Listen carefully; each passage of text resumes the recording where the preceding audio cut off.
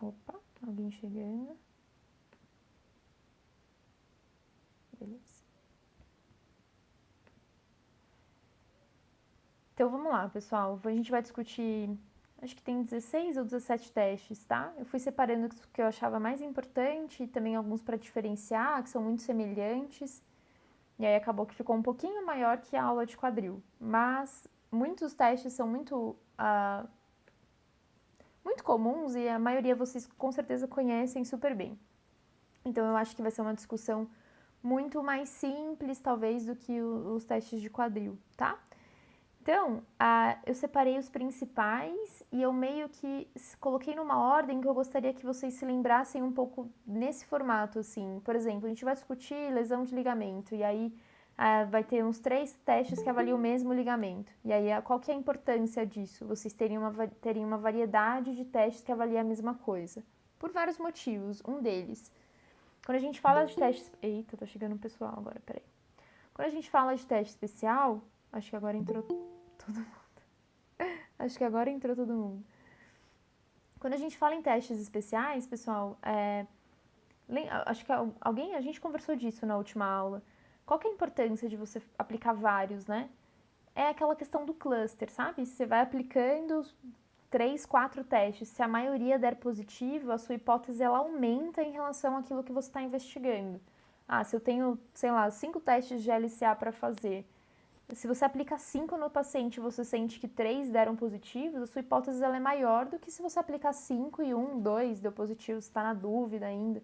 Então é importante sempre vocês criarem uma variedade assim, de testes para avaliar realmente as mesmas coisas, tá? E outra questão importante é que uma questão muito comum da prova prática é: fala para mim X testes que avaliam integridade de tal coisa. Nunca é um só. Fala para mim um teste que avalia LCA. Nunca é um só. Então, é importante vocês terem para as lesões, né, para as principais disfunções, mais de um teste em mente, fácil de lembrar aí, porque vocês podem ser questionados em relação a isso, tá? Então, adivinha, né? Qual que é o teste mais tradicional, mais clássico da ortopedia, né? Teste especial que avalia a integridade do ligamento cruzado anterior. Teste de gaveta. Eu questionei alguns de vocês na entrevista e nem do teste de gaveta vocês lembraram. Pessoal, quando vocês forem questionados de testes, nunca fala só de forma superficial, sempre fala exatamente tudo. Teste, qual que é esse teste aqui? O teste de gaveta, ele serve para quê? Para avaliar a integridade do ligamento cruzado anterior, certo? Como que ele é feito?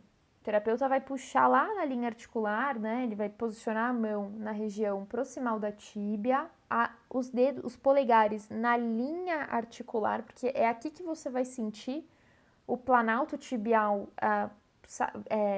transladar na sua mão para anterior, certo? Então o terapeuta, né, vai agarrar lá o joelho do paciente, a região da tíbia e vai fazer uma força para anterior. Quando que o teste é positivo? Quando dor?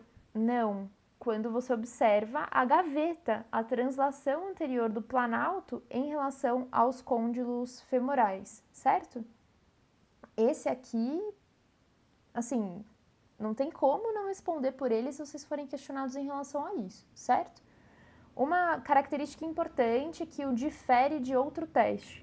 O teste de gaveta, ele é feito com o paciente em 90 graus de flexão do joelho, certo? Eu coloquei um lembrete aqui para vocês. Pessoal, os testes que avaliam a integridade do LCA, eles precisam estar focados em 2 situações diferentes. Por isso que a gente nunca vai aplicar um só e a gente nunca vai aplicar somente o que testa a translação, tá? O LCA ele tem 2 feixes, não sei se vocês se lembram disso. Em algum momento a gente vai acabar discutindo isso. Quem observou lá já fez os resumos de joelho, talvez, não sei exatamente, mas talvez vocês tenham se deparado com essa informação. A gente tem 2 feixes no LCA. Um desses feixes, ele segura só a translação anterior. O outro feixe, ele segura o joelho nos movimentos rotacionais da tíbia em relação ao fêmur. Por que essa informação ela é muito útil e necessária?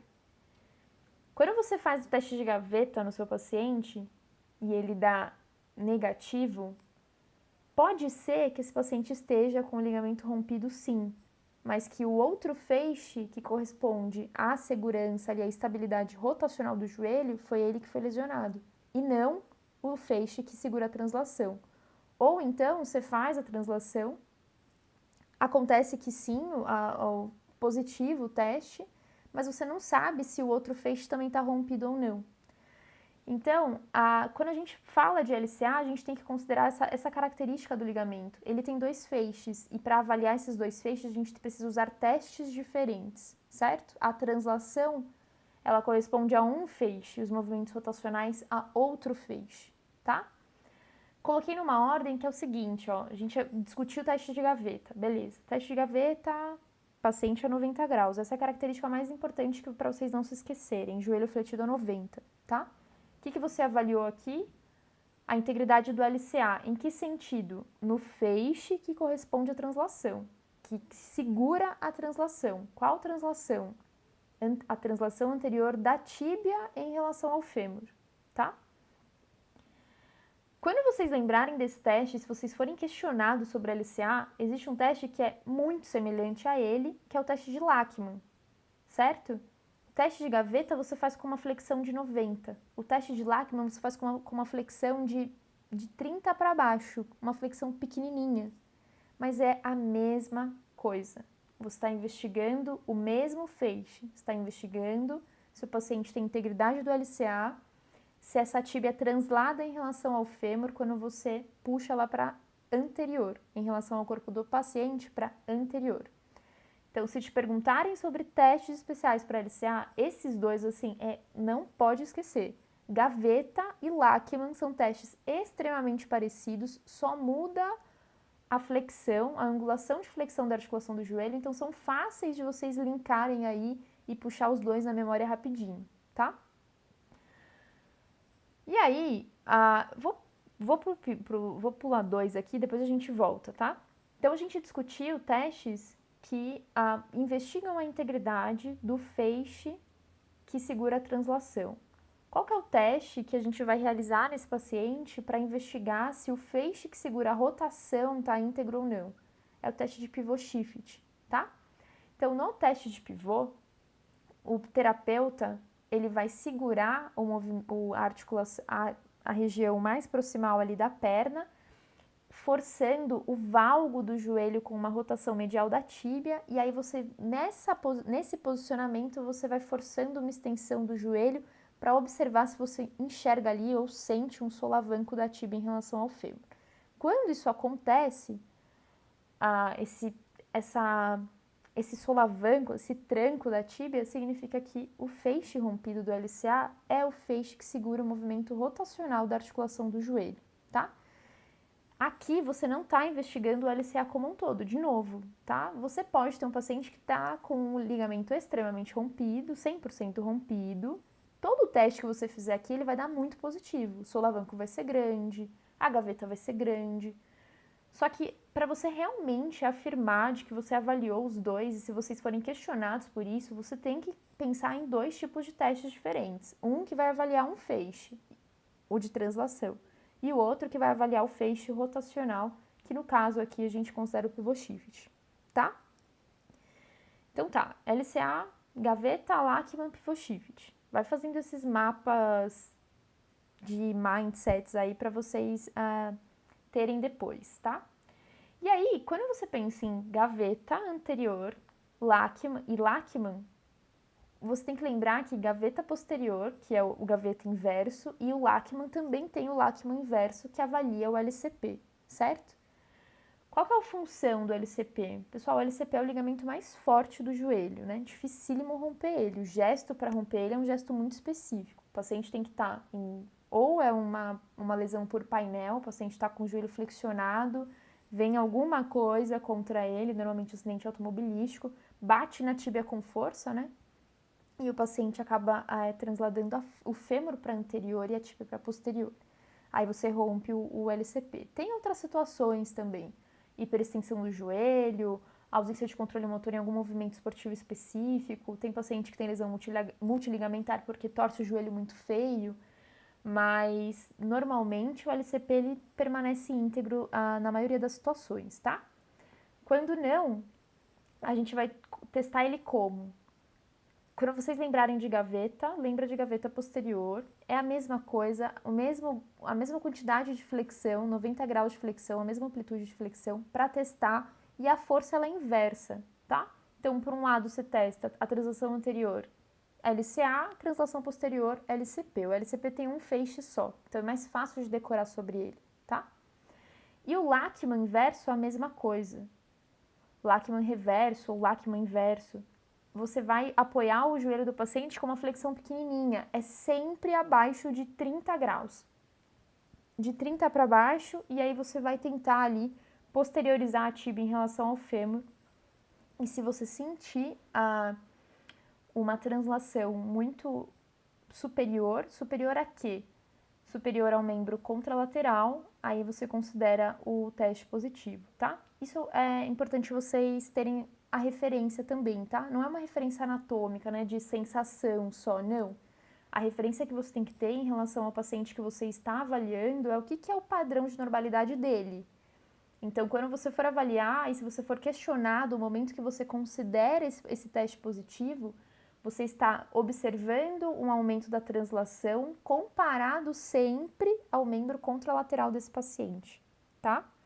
Por que isso? Características anatômicas, né? A gente tem paciente que ele é mais flexível e você pode ter uma confusão no momento de interpretar se esse teste ele é negativo ou positivo, tá? Então, sempre comparado a algo que é o padrão de normalidade desse paciente, que a sua referência sempre vai ser o membro contralateral, tá? Então, foi aqui, pivô a gente já conversou. Eu coloquei o teste de Lelis aqui, Lelis teste, porque eu acho que talvez alguns de vocês não conheçam, mas eu vejo que ele tem sido bastante discutido, utilizado, então eu acho que achei útil colocar ele aqui para vocês, tá? Pessoal, o Lelis teste, ele também avalia a integridade do LCA, tá? A gente também vai estar investigando aquela gaveta mesmo, a translação da tíbia em relação ao fêmur. Aqui, como que é essa avaliação? O terapeuta ele põe a mão lá na panturrilha, né, no tríceps femoral do paciente, no ventre, e a outra mão na coxa. Qual que é a intenção dessas duas forças opostas? É você forçar uma extensão do joelho, certo? Forçar ali uma hiperextensão, talvez. O que você vai solicitar para o seu paciente? Ele vai contrair o quadríceps, ele vai forçar a extensão, certo? Se ele consegue levantar o calcanhar, tirar o calcanhar da mesa, da maca, teste negativo. Se você sentir que o paciente força, mas a perna fica caída, teste positivo, tá? Para a translação. Então, se ele consegue contrair, tirar o calcanhar, teste negativo. Se ele não consegue fazer isso, você percebe que a perna cai, teste positivo. Tudo bem? Acho que alguns de vocês talvez não conheciam aí o Lelis teste, né? Tá. Deixa eu ver se... Qualquer coisa, pessoal, chama no microfone, tá? Pra eu continuar aqui tranquila. Pessoal, esse daqui, eu até coloquei 2 formatos diferentes. Eu aprendi a vida inteira como teste de varo e valgo ou teste de LCM e LCL. Que você está investigando a integridade dos ligamentos colaterais, tá? Eu lembro perfeitamente que uma questão minha da Santa Casa, uma das dissertativas estava escrito teste do bocejo, e eu não tinha ideia do que era o teste de bocejo, saí de lá, fui pesquisar, o teste de bocejo era o teste que avaliava varo e valgo. Então, isso é muito complicado, eu fico muito chateada até de ter que falar isso para vocês, mas não existe um regulamento, sabe, um padrão de nomenclatura. E eu acho isso extremamente errado, principalmente quando a gente pensa em prova de residência, especialização, que o cara estuda aquelas referências e normalmente você pega uma questão ali que alguma nomenclatura vem diferente e você boia na questão, sabe? Isso aconteceu comigo no teste de bocejo e eu deixei aqui para vocês o nome da Santa Casa, se vocês encontrarem bocejo lá, bocejo é isso, tá? É o teste de irritabilidade em varo e valgo. mas vocês podem encontrar como foi descrito por Chadwick, por Magui, que é o teste de ou LCM-LCL ou teste de Varo e Valgo, tá? Então, pessoal, o teste de Varo e Valgo, quando a gente pensa aqui, o que vocês estão visualizando nessa imagem, né, é o teste de Valgo, certo? Porque você está fazendo o paciente, o terapeuta faz com essa mão esquerda dele aqui, uma abdução da tíbia em relação ao fêmur, tá? O que é isso? Ele está tentando tirar a tíbia da linha média do corpo, né? Ele tenta lateralizar a tíbia. Quando ele faz isso, quando ele faz essa força, ele ainda ajuda, né, o movimento ali para o valgo ser aumentado, empurrando o joelho para dentro, certo? Quando a gente faz isso, se vocês lembrarem aí da origem e inserção do LCM, você está estressando esse ligamento, né? Você está estirando o ligamento. O que você vai observar aqui? Ele é positivo quando o paciente sente dor por conta do estresse gerado, né? Da força de laceração dada ali no ligamento e também se você sentir um bocejo ou uma instabilidade aumentada em relação a esse movimento de abdução da tíbia em relação ao fêmur, certo? Então, o teste de bocejo, o terapeuta com a mão para fora, por quê? Ele irrita no valgo, ele joga para o valgo, puxa a tíbia para a lateral, a fim de estressar mesmo o LCM, tá? E o teste de bocejo lateral é o teste de Varo, que é o oposto. Aqui não tem a foto, mas qual que é o oposto? No caso, o terapeuta estaria segurando a outra perna e empurrando o joelho para a lateral, a fim do quê? De estressar o LCL, ou ligamento fêmuro-fibular, né? Que é o que está lá no epicôndilo lateral do fêmur inserido na cabeça da fíbula. Quando você estressa no varo, esse ligamento, ele se estressa, né? Você está distanciando a origem e a inserção desse ligamento, então ele está ficando mais estirado. Se o paciente tem lesão nele, ou uma frouxidão ali por ruptura parcial de algumas fibras, ou total das fibras, você vai encontrar o quê? Um bocejo aumentado desse joelho, né? Uma vulnerabilidade ali, uma instabilidade no movimento de varo, ou dor, tá? Dor onde? Tem que doer o ligamento. Se alguém te perguntar, esse teste de ligamento dói, quando você considera por dor, tá doendo onde? Tem que doer o trajeto do ligamento, linha articular do joelho, tem que ser bem específico, não pode doer o joelho como um todo, tá? Então, estressa, tem que doer e você tem que ou observar ali o bocejo, tá? Que é essa vulnerabilidade do joelho, certo? Esse teste, pessoal, ele pode ser feito em 0 posição de extensão da articulação do joelho, ele também pode ser feito com um pouco de flexão, tá? Que é como vocês estão observando aqui. Esses testes, eles são descritos de formas diferentes lá no Chadwick, tá? Aqui é um teste, aqui é outro teste. Teste de instabilidade em varo-valgo e teste do estresse de varo-valgo. Eu acho que tem uma confusão muito literária, assim, então vocês têm que se apegar ao que avalia e o que a gente está procurando investigar com isso, sabe? Se vocês lerem teste do estresse varo-valgo, teste da instabilidade varo-valgo ou teste de bocejo, a gente está investigando a mesma coisa, que é essa instabilidade, e a gente está também investigando se o paciente tem dor, tá? O teste do estresse, ele é descrito com um pouquinho de flexão.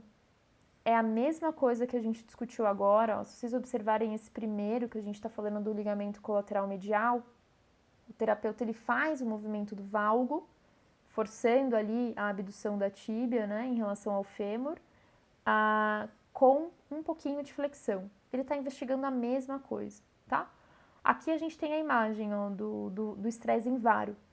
Então, o terapeuta, né, segura por dentro do joelho do paciente, dobra um pouquinho e estressa também, jogando o joelho para fora ali no movimento do varo e observa se o paciente tem dor ou instabilidade, tá? Então, quando a gente pensa em avaliar os ligamentos colaterais, a gente tem este teste, digamos assim, que pode ser feito de formas diferentes. Joelho estendido ou um pouquinho de flexão. O que vocês precisam lembrar dele? Na Santa Casa ele é chamado de teste do bocejo, tá? Então, pode estar estresse de varo-valgo, instabilidade de varo-valgo ou bocejo. Aí, pessoal, mudando aqui de teste, a gente tem esse teste aqui que é o teste de apreensão patelar. E eu sempre percebo também uma confusão dos alunos em relação a qualquer teste de apreensão, né? Vocês estressam lá a região a fim de observar algum movimento exagerado, mas nunca é isso, né? Quando a gente pensa num teste de apreensão, você tem que ficar olhando para o rosto do paciente e ver se a expressão dele é de apreensão, é de medo, tá? Então você está testando a apreensão do paciente em relação àquele movimento que pode acontecer se você empurrar mais.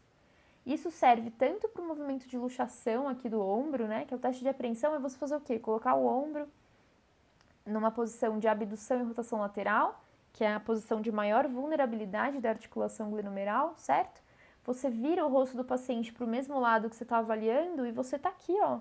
Você está aqui olhando para o rosto dele, você não vai forçar o braço. Você vai fingir que você vai forçar o braço. Se ele fizer uma careta, teste positivo. O teste de apreensão da patela é a mesma coisa. O que a gente está investigando? Aquele paciente que tem a tróclea mais rasa, que tem uma luxação talvez de recidiva, ou você está desconfiado que ele está te falando ali, putz, vira e mexe, eu sinto um tranco no joelho, aí eu estendo, aí dá outro tranco. Você está desconfiado ali que ele tem uma instabilidade patelar. Como que você testa isso? Teste de apreensão. O paciente deita, mas você tem que conseguir olhar para o rosto dele. Você vai simular uma lateralização da patela com um pouquinho de flexão do joelho, que é a posição mais vulnerável aí da articulação, certo? Que é quando o quadríceps ele não está totalmente ativado e você está jogando ali a patela para a região mais rasa da tróclea. Se esse paciente fizer careta, contrair o quadríceps, se proteger, teste positivo para apreensão. Qual que é a característica do que você vai considerar nesse teste para ele ser positivo? A apreensão do paciente. Não importa se doer, não importa se você se sentir que está muito vulnerável ali, não. É a apreensão, porque você não vai forçar. Você vai só identificar qual que é a expressão desse paciente, certo? Qualquer dúvida, pessoal, pode ir chamando aí, tá? Não sei se vocês conhecem esse teste aqui, o teste de Tessali.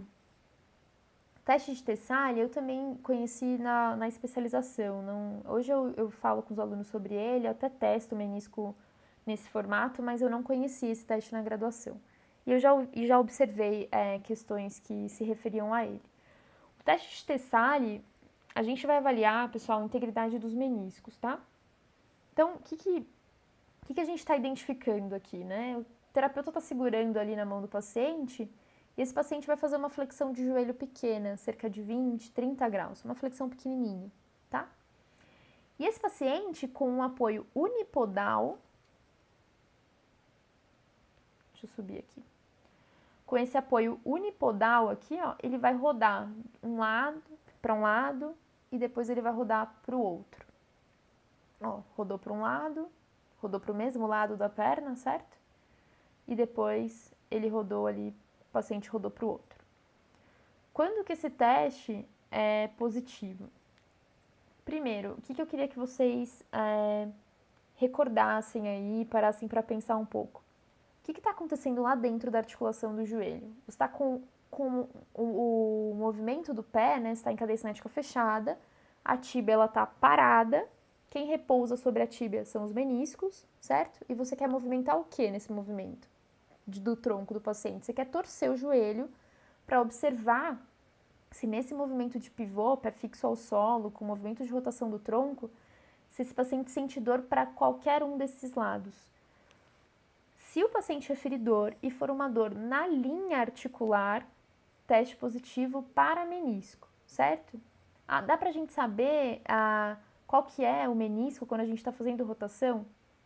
Em teoria, quando o paciente joga o tronco, né, para a direção do membro que está sendo avaliado, então, por exemplo, essa paciente aqui, quando ela rodou para o mesmo lado da perna que estava apoiada, ela está investigando ali, ela está apertando mais o lado lateral. Quando ela joga para dentro, ela está esfregando mais o côndilo maior do fêmur na parte medial, mas isso é muito empírico. O teste ele é positivo quando? Quando o paciente sente dor. Dor onde? Dor na linha articular. Teste positivo para não integridade do menisco. Putz, fiz esse teste, mas ele foi insuficiente. Tá, você vai... O paciente tem dor, não ficou claro para você qual que é o menisco. O paciente rodou, ele fala até, ó, quando eu rodo para medial, para lateral, eu sinto dor medial. Quando eu rodo para medial, eu sinto dor lateral. Se não ficar claro isso para você, o que você vai fazer? Cluster. Vai pegar outros testes de menisco e ir aplicando até você... Esse daqui aumentou a sua hipótese, o outro vai aumentar a sua hipótese, o outro te dá a garantia de qual é o lado, tá? Então, os testes, eles servem exatamente para isso, tá? Então, teste de Tessali, pessoal, integridade dos meniscos, certo? O paciente vai fazer essa pequena flexão, rodar sobre o joelho e a gente vai identificar a não integridade se o paciente referir dor. O que pode acontecer também? Se o paciente tem uma lesão alça de balde, uma lesão já ampla assim no menisco, ele pode ter aqueles flaps, sabe? Aquele pedaço do menisco que fica meio solto. Qual que é uma outra característica que a gente consegue identificar aqui? O paciente não consegue fazer o movimento, o joelho está travado. E ele consegue te falar onde que tá pegando aqui, ó. E ele aponta lá na linha articular de um dos lados do joelho. Ele tenta fazer, mas está com flap no joelho, ou algum pedaço do menisco ali impede o movimento e ele não consegue. Ou então ele começa a fazer e esse flap se movimenta. Você escuta o estalido, o paciente percebe o estalido. Estalido onde? Na linha articular, às vezes acompanhado de dor, às vezes não, mas se ele perceber isso, o teste também pode ser considerado positivo, tá? Coloquei aqui o teste de McMurray para vocês e até... Acho que alguém me chamou aqui. Não? Coloquei o teste de McMurray para vocês e até coloquei para vocês lembrarem. Lembra que caiu no simulado que eu mandei para vocês? Eu lembro que acho que 90% de vocês acertaram para que era o teste de McMurray. Aquela prova, se eu não me engano, era uma prova da Unifesp, do teste. Mas vamos lá, ó, teste de McMurray, a gente vai de novo investigar uma não integridade dos meniscos, certo? Então, você assume que o paciente vai fazer o posicionamento, né, de decúbito dorsal, então o paciente deitado de barriga para cima. Você vai começar o teste do McMurray com o paciente em flexão de quadril e joelho, certo? E você pode fazer um estresse, né, rodando a tíbia para um lado, então pode fazer uma rotação interna da tíbia em relação ao fêmur, e ali você está investigando a integridade do menisco medial, ou ao contrário. Quais são as variações? Tem gente que faz mexendo, né, fazendo uma rotação curta e levando para extensão. E tem gente que empurra e leva. Pelo que eu li do Magui e do Chad Cook, faz mexendo, rodando devagarzinho.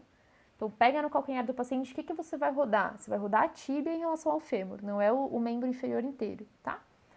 Trava lá na região do calcâneo, pé do paciente, flexão de quadril e joelho, você vai fazer uma rotação curta só para um lado. Então, se quer testar o medial, fica jogando a tíbia para medial e vai fazer um movimento de extensão, tá? E observa se tem flap ou dor. Vai testar o outro lado? Testa o outro lado rodando levemente para a rotação externa. Faz o movimento de flexão e extensão. Tá? Quando que você vai observar não integridade? Mesma coisa do anterior. Se você tiver flap, lesão de alça de balde, essas lesões vão dar atrito na articulação, travamento ou sensação de colocar no lugar, sabe? Sensação de ajuste. Você está fazendo, de repente, tec, entra e vai fluido. Teste positivo para menisco. Ou quando o paciente é feridor, é uma hipótese também. Só que só dor, você tem que colocar outros testes para avaliar, tá? No geral, a gente está fazendo uma discussão, né, que eu penso muito no que vocês falariam na hora da entrevista. Mas se cair numa questão, nunca vai estar isso, sabe? O quanto você tem que rotacionar, ou se você teria que, quais outros testes você adicionaria para considerar o cluster, né, e realmente dar o diagnóstico de lesão de menisco para esse paciente.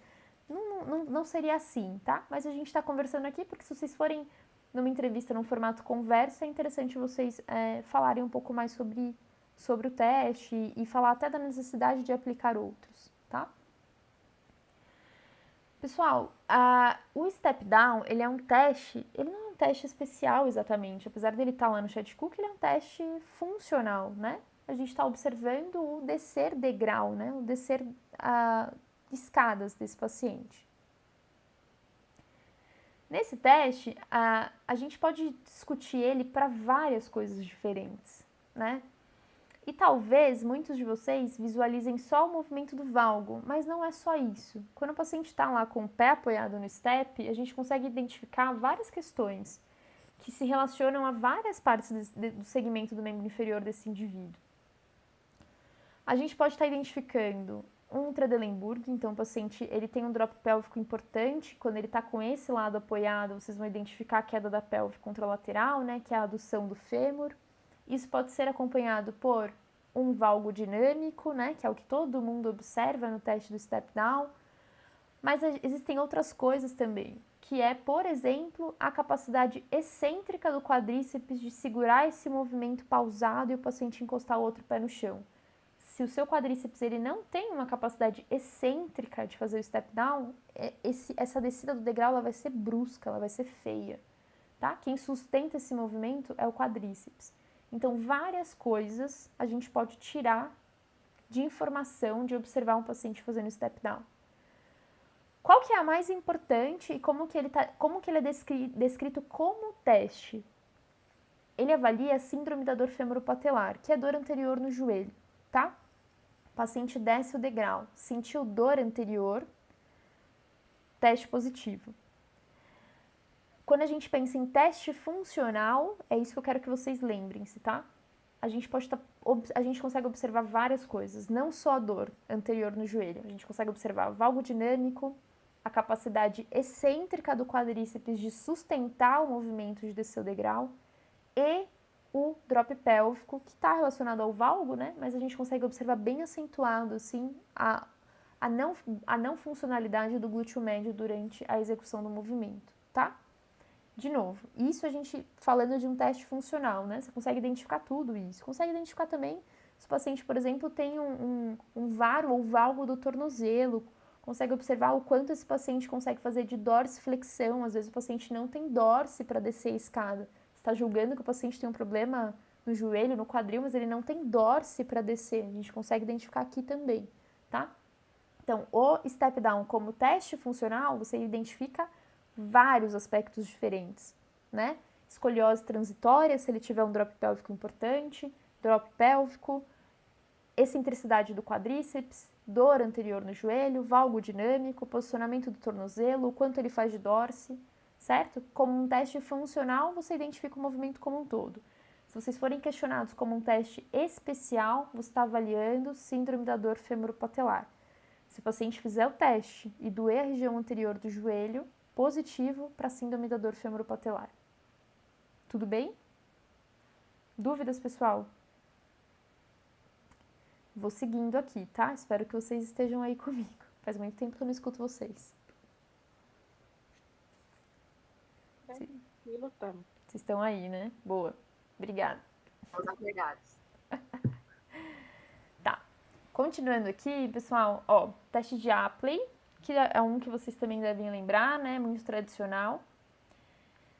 O que eu queria lembrar vocês rapidamente aqui? Teste de Apley a gente tem dois, lembra? Apley de tração e compressão. Quando a gente pensa em tração, de novo, eu vou ficar forçando vocês lembrarem o que está acontecendo lá no joelho e não decorar o teste por decorar, tá? Quando a gente pensa num teste de Apley, teste de tração, o que a gente está observando na articulação? Essa primeira imagem aí é o teste de tração, certo? Deixa eu ver. É isso mesmo. Teste de tração. Então, o terapeuta ele sustenta ali, né, a região posterior da coxa do paciente para ela não elevar. Ele vai segurar na região do maléolo e levar para a superior. Isso é um teste especial de joelho. O que está acontecendo no joelho? Você está empurrando o fêmur do paciente para baixo e a tíbia para cima, como um movimento de flexão. Pessoal, no movimento neutro, os ligamentos colaterais eles estão frouxos, certo? Não tem tração neles. Quando o terapeuta nessa posição aí faz a tração, quando ele puxa o maléolo para superior, na hora o ligamento ele vai estressar, ele vai ficar estirado. E aí você acompanha junto com o movimento de rotação, certo? Estressa para um lado e para o outro, segurando ali na região do maléolo. Quando você faz isso, de novo, você está afastando a origem da inserção desse ligamento, certo? Você está deixando ele mais firme, né? mais estressado, mais com uma característica de laceração ali, de força de cisalhamento. Quando você faz isso e acrescenta o movimento rotacional, você está testando a integridade dos colaterais, medial e lateral, certo? Então, a play de tração é isso. Puxa o joelho do paciente, na hora que você puxa, você coloca numa posição de estiramento os ligamentos colaterais. Então, o teste é para isso. Quando você pensa aí no teste de compressão, é o oposto, né? Um você puxa para cima, o outro você vai empurrar para baixo. Quem que está entre o fêmur e a tíbia ali? Os meniscos. Quando você empurra para baixo, o que você está fazendo? Você está empurrando o planalto tibial contra os meniscos. O menisco que está lá numa posição normal, com o espaço articular, você está apertando e diminuindo o espaço articular. O que você está fazendo? Você está beliscando, esmagando esse menisco. E aí você rotaciona para um lado e para o outro. Se esse menisco não estiver íntegro, o paciente vai referir dor, tá? Então, a play, a gente tem mais um teste que avalia os ligamentos colaterais do joelho, certo? Colateral, medial e lateral, a play de tração. E mais um teste para avaliar menisco, a play de compressão, certo? Espremi o menisco, torci, observei se o paciente sente dor na linha articular para algum dos lados, certo? Esse daqui, pessoal, é o dial test. Eu separei ele porque a gente viu vários ligamentos aqui, só que a gente não falou do canto posterolateral, né, do joelho. Vocês lembram quem é o canto? O canto isso também é um saco, mas depende de onde vocês vão ler, tá? Tem gente que acrescenta o ligamento arqueado, tem gente que não. Mas a gente está falando do ligamento poplíteo fibular, o tendão do poplíteo, às vezes, depende da literatura, arqueado mais ligamento colateral lateral. Acho que vocês, quem leu o Newman, deve ter encontrado essas informações por lá. Pessoal, esses ligamentos, eles também podem ser rompidos, né? E normalmente está relacionado a uma instabilidade muito grande dos movimentos rotacionais do joelho, principalmente hiperextensão com varo. Então, existe teste para eles também, que é o dial test. O dial test, ele pode ser feito ou nesse formato que vocês estão visualizando aí na imagem do Chad Cook, que não é a forma mais tradicional, tá? Que aí o paciente está deitado em decúbito dorsal. A gente também pode fazer com o paciente deitado em decúbito ventral, dobra os dois joelhos e avalia. A gente sempre vai avaliar em duas posições diferentes, tá? Vocês vão forçar o movimento rotacional para varo ali, de rotação externa da tíbia em relação ao fêmur. Então, segura no maléolo e roda a tíbia para externa. Vocês vão testar isso em duas angulações diferentes. Uma é no início da flexão, cerca de 20, 30 graus. Nessa posição, vocês estão identificando uma instabilidade, testando a integridade do canto posterolateral do joelho, certo? Testei. Firme, instável, enfim, percepção de vocês lá no teste. Vocês vão continuar o teste. Vocês vão descer tudo, porque pode ser que essa lesão também seja uma lesão combinada com o LCP. Então, desce tudo e testa o LCP lá embaixo. Mesma coisa, rotação externa da tíbia, empurra e observa a sensação, tá?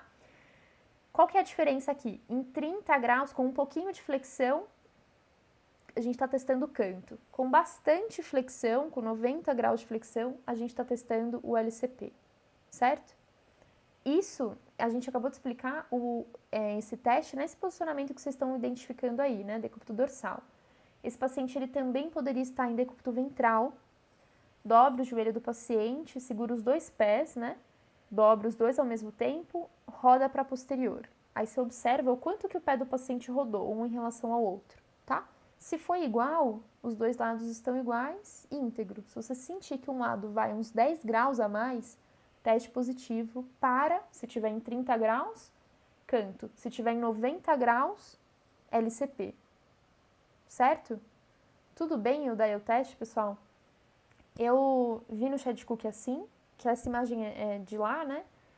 Mas, de verdade, eu sempre vi as pessoas fazerem dial test em decúbito ventral o paciente, tá? Então, acho que vocês podem encontrar essa variação. De novo, eu vou explicar de novo o decúbito ventral. Deita o paciente barriga para baixo. Deixa as duas pernas livres, certo? Na maca. Você vai segurar no pé do paciente, assim.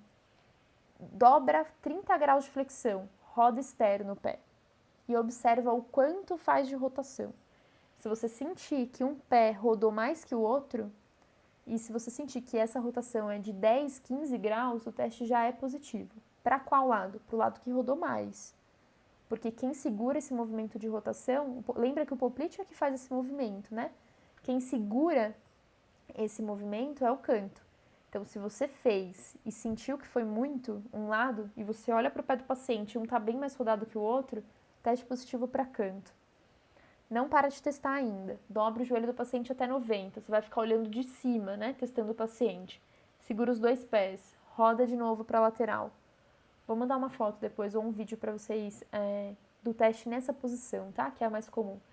Roda o pé do paciente em 90 graus de flexão. Rodou. Deu diferença de 10 graus um pé para o outro, teste positivo para LCP.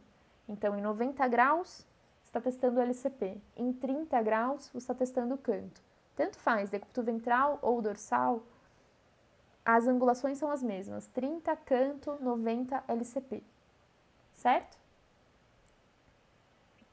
Tamires, Pode falar. oi, é uma dúvida. Desculpa, não é nem nesse teste, tá? Do anterior, é que eu não quis te cortar. Mas referente ao Apley de tração e o de compressão, tá? Eu fiquei com uma dúvida referente ao teste de tração. O que que acontece?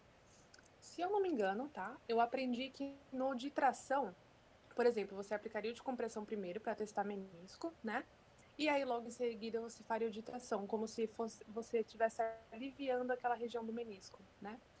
E eu aprendi o de tração como se ele fosse para isso também. Além do de compressão, que é para você testar o menisco, o de tração ele vai meio que comprovar que aquele menisco realmente, por exemplo, está lesionado a partir do momento que você tira essa tração e o paciente tem um alívio. E aí eu fiquei com dúvida se de repente eu viajei na batatinha e confundi, ou se é possível que tenha sido explicado em algum momento na literatura esse teste desse modo. Eu não lembro se eu aprendi assim na faculdade, eu acho que sim. Tá. É a Aline, né, que tá falando? Isso, é a Aline. Oi, Aline. Não, tem total sentido isso. Porque você tira a compressão do paciente e faz um movimento de tração, o paciente alivia, você tá deixando o menisco na folga, né? Você abriu o espaço articular. Então, tem total sentido. Você puxar na tração e o paciente assim, não sentir dor, é um diagnóstico diferencial mesmo. Que você abriu, deu folga pro joelho, né? E aí o menisco ele tá livre. Ele não tem que doer. Aí você comprime Isso. e dói. Positivo para lesão meniscal. Entendi. Porque, no caso, eu fiquei com essa dúvida, porque, por exemplo, vamos dizer que se de repente eu explicasse isso durante a avaliação, se eles considerariam isso como errado, porque eu não sei se isso realmente está descrito desse jeito, apesar de ser meio óbvio, né? Porque é realmente, mas se de repente eu explico desse modo, se fosse algo errado, se isso é errado falar desse modo. Não, eu jamais consideraria errado se um aluno me falasse isso, porque tem total sentido, assim, né? Se a gente está Ah, tá. comprimindo e está procurando dor, se você descomprimir, você tem que parar de sentir dor. O paciente tem que parar de sentir. Certo. Você está dando uma folga pro menisco. Entendi. Então, Tá bom. sim, pode ser um diagnóstico diferencial. E aí você pode acrescentar, pode falar isso. Se eu tiro a compressão, o paciente não sente dor, aí é mais um sinal de que o teste é positivo. Mas quando você puxa no Apley, você está tracionando os ligamentos. O paciente pode sentir dor. E aí essa dor é um diagnóstico diferencial, porque se ele sentir dor na linha articular, na tração, você tem que considerar o quê, então? Negativo para menisco, mas positivo para ligamento Para os colateral. ligamentos. Entendi. Perfeito. Muito obrigada, Tamires. Imagina. Então, dial foi, certo? A gente explicou aqui. Esse eu acho que ficou um pouco confuso. Eu vou. Tamires, Pode falar. deu aviso de 9 minutos, tá? Ah, tá bom. Eu vou terminar a aula de ligamento, de testes, e aí eu já mando outra pra vocês. Espera aí. Eu vou mandar o dial pra vocês, tá, pessoal? O vídeo, só pra esclarecer, eu acho que talvez fique uma dúvida aí em relação ao posicionamento do teste em decúbito ventral. E eu acho ele mais importante até do que esse do Chad Cook, tá? Que eu acho mais tradicional até. Vou mandar pra vocês depois. Anotei aqui. Acho que já tá acabando, a gente tá no finalzinho já. A gente tem o sinal de Clark também. Não sei se vocês se recordam dele. O sinal de Clark, pessoal, ele está avaliando também a condição de síndrome da dor femoropatelar, integridade da articulação femoropatelar, né? O que o terapeuta vai fazer? Ele vai fazer uma força em cima da patela, para baixo, para posterior e para inferior, né? Ele vai forçar ali a patela na tróclea com carga. E aí, o que o terapeuta vai fazer? Ele vai pedir para o paciente uma contração de quadríceps. O paciente vai contrair o quadríceps e a gente vai observar. Se o paciente referir dor, pensem assim, quando ele contrair o quadríceps, você vai aumentar a área de contato, né? Da patela ali na tróclea. Se você tem uma fissura, e a gente vai discutir sobre a osteoartrite agora, se você tem uma lesão ali, uma lesão, a gente tem que ter muito critério para considerar isso, né? Que tem que ser uma lesão grande para você falar que doeu e doeu por isso. Mas se o paciente sentir uma dor durante o movimento e reproduzir os sintomas que é a dor desse paciente, a gente considera positivo para a síndrome da dor femoropatelar, tá? Que é dor anterior no joelho. Dor anterior no joelho é um oceano a ser explorado, né? Porque a gente não pode falar que é condromalácia, a gente não vai falar que um paciente jovem já tem osteoartrite, e aí a gente entende que várias estruturas são muito bem inervadas, mas não a cartilagem, certo? Então, gordura de Hoffa é muito inervada, a cápsula é muito inervada. Então, a gente sempre sabe que se o paciente tem dor anterior, é uma consequência de uma sobrecarga, certo? E aí, isso é um pouco empírico. Por isso que a gente fala, o paciente tem dor anterior. Né? Isso não é um diagnóstico. É igual falar, o paciente tem dor lombar. Isso não é exatamente um diagnóstico. Isso daí é um sintoma. Mas, enfim, a gente vai considerar que é positivo para condições relacionadas à articulação patelofemoral, certo? Normalmente vem descrito como síndrome da dor femoropatelar, né?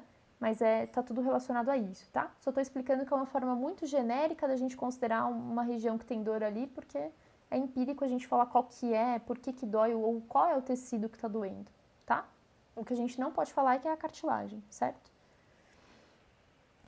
E aí, por fim, pessoal, a gente tem a avaliação do ângulo Q.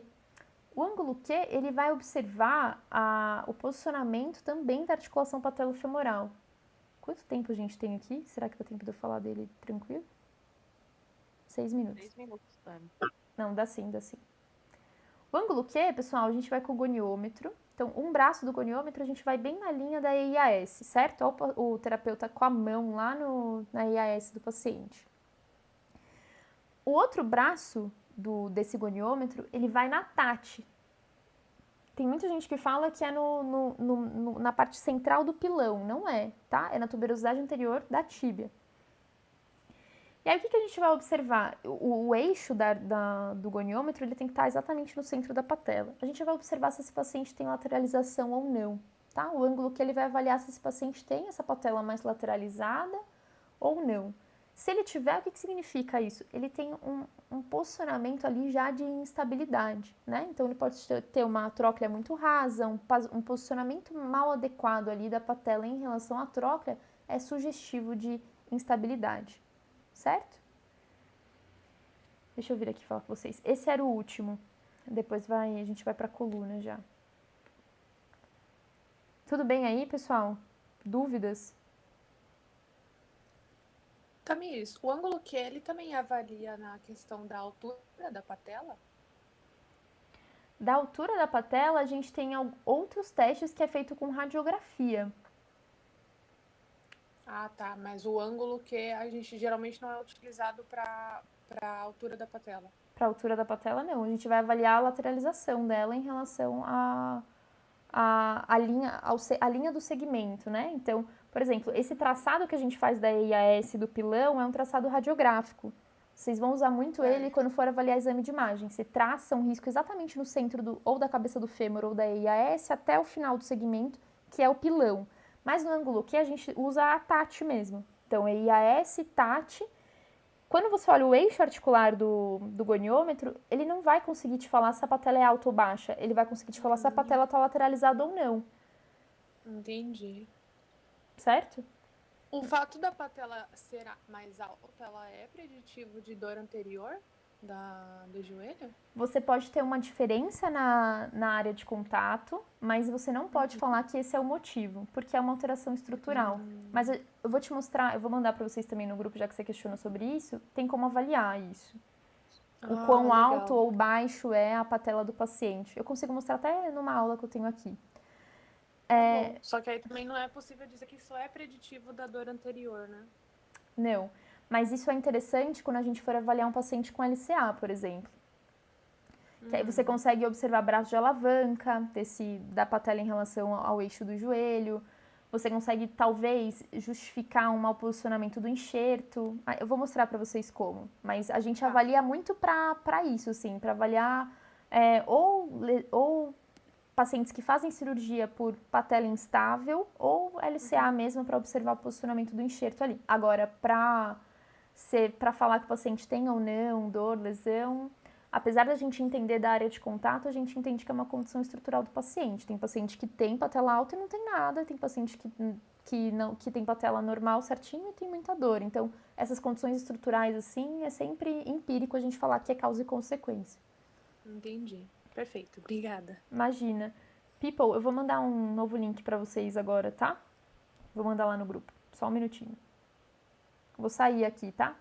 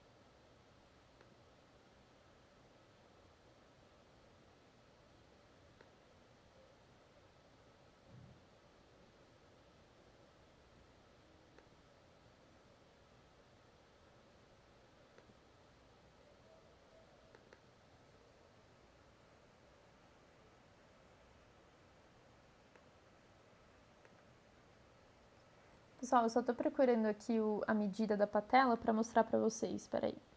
Eu acho que eu tenho uma aula aqui, não sei se é de fratura ou se é de LCA, só tô procurando.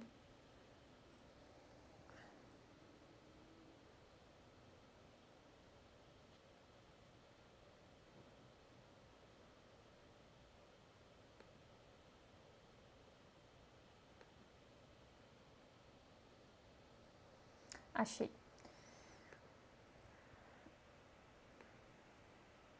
Vou compartilhar aqui a tela, só me avisem aí se vocês estão conseguindo visualizar.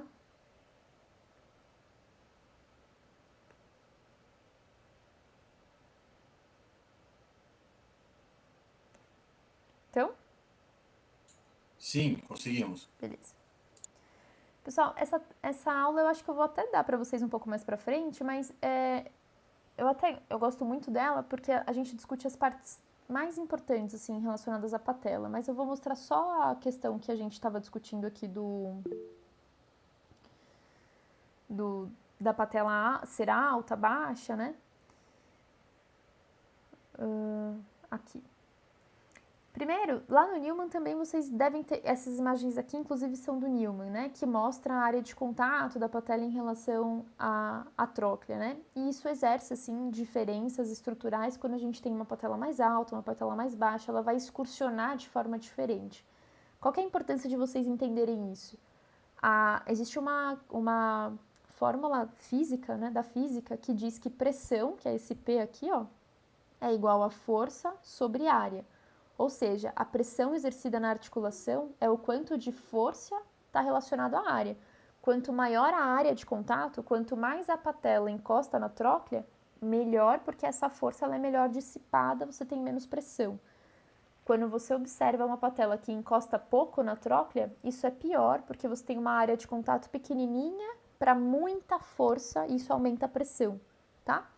Então, basicamente, a importância de vocês entenderem, assim, a excursão da patela na tróclea está um pouco relacionada à área de contato dela nessa região, certo?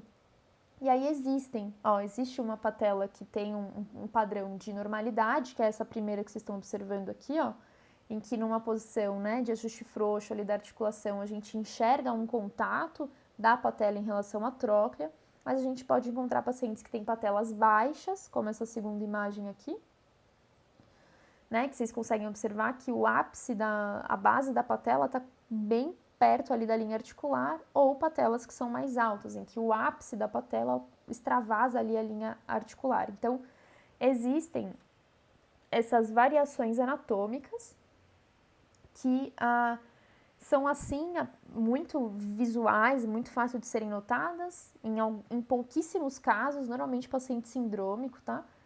A maioria dos pacientes, quando tem uma patela mais alta, uma patela mais baixa, essas alterações estruturais, elas são, se é um paciente que não tem uma doença de base importante, essas alterações, assim, elas são mais simples, tá? Elas são menos visuais.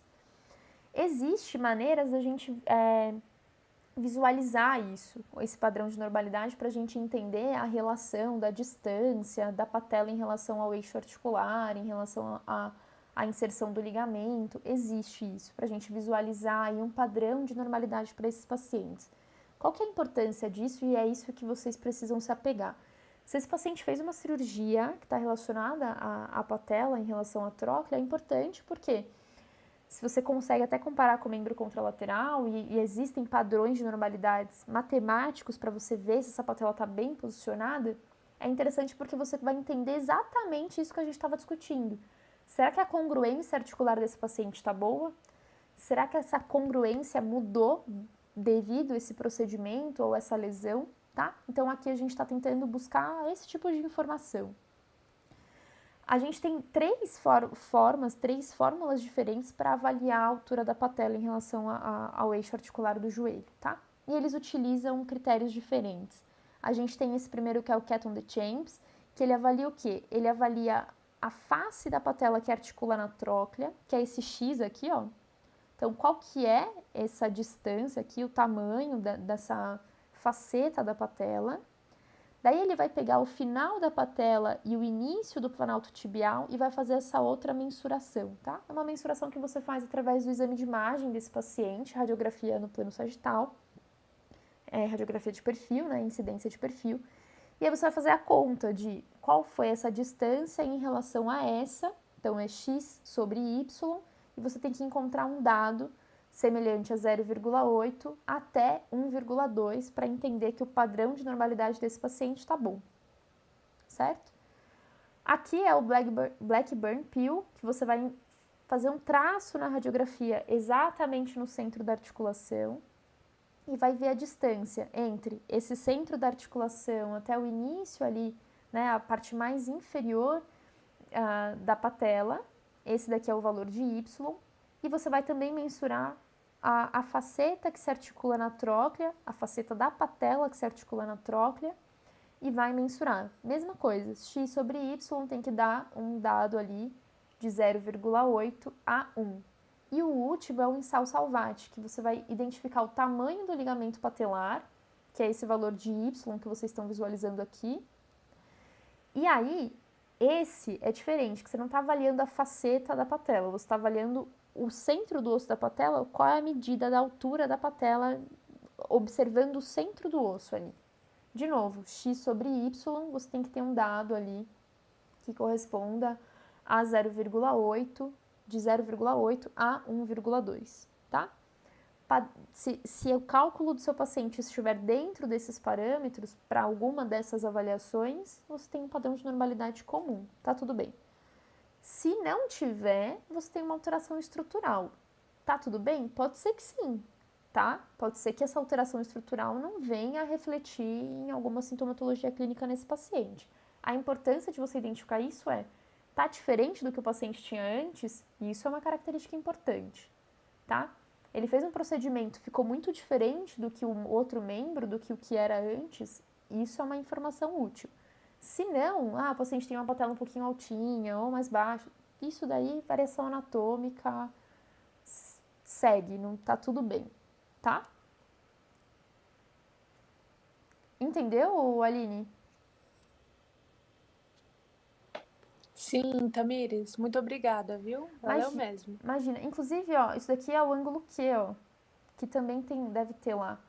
Observa que a gente está identificando só o posicionamento de lateralização, ó. O quanto, de acordo com o centro, né, o quanto ela tem a capacidade de lateralizar ou medializar, tá?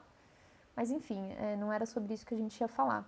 Pessoal, vocês imagina, vocês querem deixar a aula de osteoartrite para semana que vem? Tipo, já esgotou aí? O que vocês acham?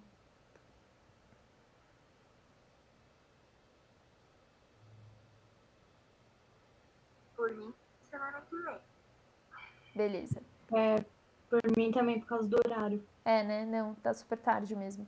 A Nara falou, pessoal, do curso da Naira, e sim, ela fala sobre isso, ela deve, inclusive, não, porque não é de quadril, mas deve ter, eu vou procurar lá se tem algum curso de quadril também, para vocês entenderem mais sobre balança de Powells, enfim, mas sim, dá para vocês darem uma lida lá, uma visualizada lá nas aulas da Naira, tá? Pelo menos as primeiras, assim, que vai falar de anatomia, biomecânica, talvez até ajude a matar um pouco aí do checklist de vocês, certo? Então era isso, people.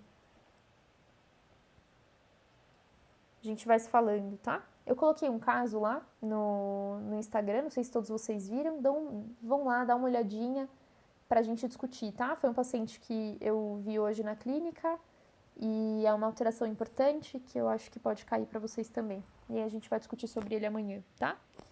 É isso. Obrigada a vocês. Tchau, tchau, pessoal. Boa noite. Ô, Tami. Pode falar. Tem como você mandar de novo os livros de membro superior?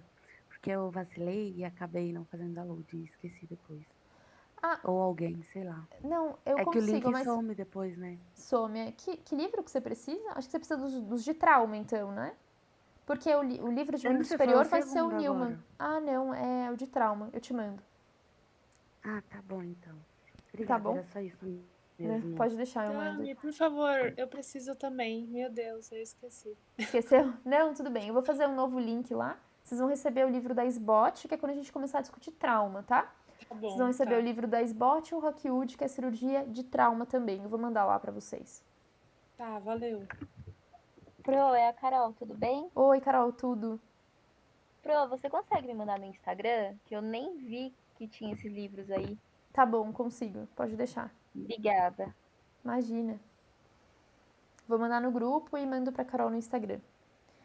Tchau, tchau, pessoal. Até mais. Amanhã eu tenho algumas reuniões online, né, com alguns de vocês. Não se esqueçam.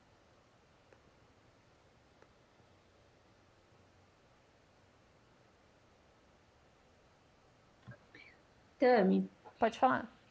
eu te mandei lá no WhatsApp um número de WhatsApp para você colocar a Carol no grupo. Tá. Ah, é verdade, eu tinha esquecido. Vou colocar ela aqui. Tá bom, Tá obrigada. bom? Imagina. Ô, Tami. Pode falar. Essas reuniões que você tá marcando agora é da galera que não conseguiu fazer ainda ou você tá remarcando? Não, é a galera que ainda não fez a primeira entrevista. Ah, tá. Tá bom. Tá bom?